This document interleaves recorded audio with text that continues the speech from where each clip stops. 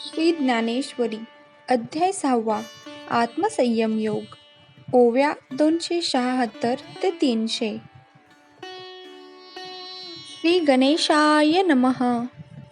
घोषाच्या कुंडी नादचित्रांची रूपडी प्रणवाची आमोडी रेखिली ऐसी. घोषाच्या कुंडीत म्हणजेच परावणीत नाद ओंकाराची चित्रे रेखाटली जातात. हिची कल्पावे तरी जाणीजे परी कल्पिते कैचे आणिजे तरी नेनो काय गाजे तिये ठाई. या गोष्टी कल्पनेने जाणता येत असल्या तरी मुळात जीवशिव ऐक्यामुळे कल्पना करणारा हा कोणी राहतच नाही. त्यामुळे त्या हृदयाकाशात काय आणि कसले नाद ध्वनी उमटत आहेत याची कोणास काहीच कल्पना येत नाही. विसरोनी गेलो अर्जुना जव नाशू नाही पवना तव वाचा आधी गगना म्हणूनी घुमे. अर्जुना, या निवेदनाच्या नादात मी एक गोष्ट तुला सांगायची विसरूनच गेलो होतो. ती म्हणजे जोवर प्राण अपान वायूचा नाश होत नाही तोवर हृदयकोशात वाचा राहते. त्या वाचेचे अस्तित्वच शब्दातून व्यक्त होत असते. तया अनाहताचे निमेधे आकाश दुमदुमो लागे तव ब्रह्मस्थानींची बेगे सहज फिटे. जेव्हा त्या ओंकाराच्या नादाचे पडसाद एकामागोमाग हृदयाकाशात उमटू लागतात तेव्हा साधकाची ब्रह्मरंध्राची खिडकी उघडते. ऐके कमलगर्भाकारे जे महदाकाश दुसरे जेत चैतन्ये आधातुरे करुणी असिजे. असे बघ की कमळातील पोकळीप्रमाणे हृदयाकाशात जी पोकळी असते तिथे चैतन्य अंधातरी निवास करून असते. तया हृदयाच्या परिवरी कुंडलिनी या परमेश्वरी तेजाची शिदोरी विनियोगिली. त्या हृदयस्थ आत्म्याच्या घरी ही कुंडलिनी जगदंबा पाहुणी म्हणून आल्यावर तिला तिथे तेजरूपाची मेजवानी दिली जाते. बुद्धीचे निशाके हात बोने निके द्वैत तेथ न देखे तैसे केले. तिला बुद्धिरूपी भाजीसह हे भोजनाचे ताट वाढून दिले जाते की ज्यात द्वैताचा भासही होत नाही. निजकांती हारविली मग प्राणूची केवळ जाहली ते वेळी कैसी गमली म्हणावी पा. या कुंडलिनीला आत्म्याने आपले तेज अर्पण केल्यावर ती आपली तेजरूपी कांती बाजूस सारून प्राणवायुरूप बनते.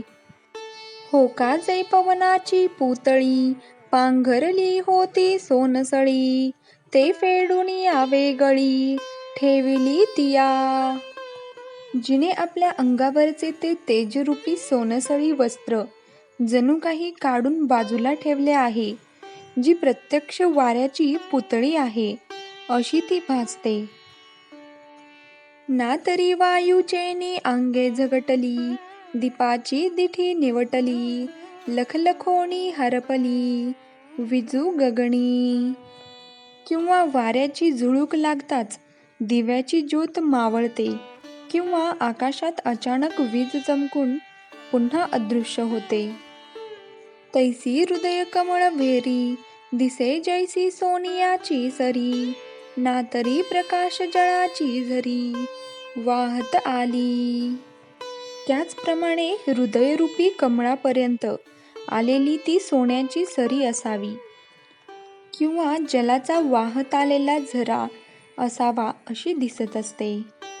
मग ते हृदय भूमी पोकळे जिराली का एके वेळे तैसे शक्तीचे रूप मावळे शक्तीची माझी. मग ती वरवर चढत आलेली कुंडलिनी ही हृदयाच्या भुसभुशीत जमिनीत पाणी जिरावे तशी जिरते, त्याच्याशी ऐक्य पावते आणि मग त्या कुंडलिनी शक्तीचे रूपांतर शक्तीमध्येच होते.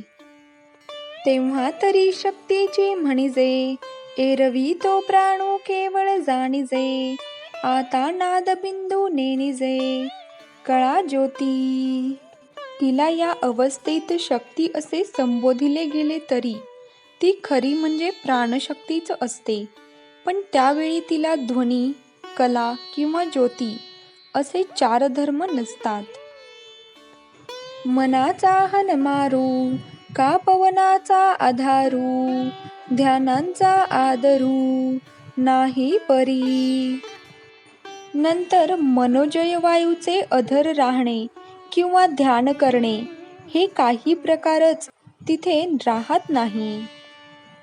हे कल्पना घे सांडी, ते नाही इये परवडी. हे महाभूतांची फुडी, आटणी देखा. एखादी कल्पना करायची किंवा ती सोडायची हा खटाटोप संपतो. हळूहळू सर्व व्यवहार बंद होतात आणि कुंडलिनी ही फक्त पंचमहाभूते आटण्याची मूसच बनते. पिंडे पिंडांचा ग्रासू, तो हा नाथ सक्तींचा दंशू. परी दावनी गेला उद्देशू, श्री महाविष्णू. पंचमहाभूतांनी पंचमहाभूतांचा लय करायचा हा योगशास्त्राचे जे नाथ अर्थात भगवान शिव ह्यांनीच केलेल्या सिद्धांताचा अभिप्राय आहे.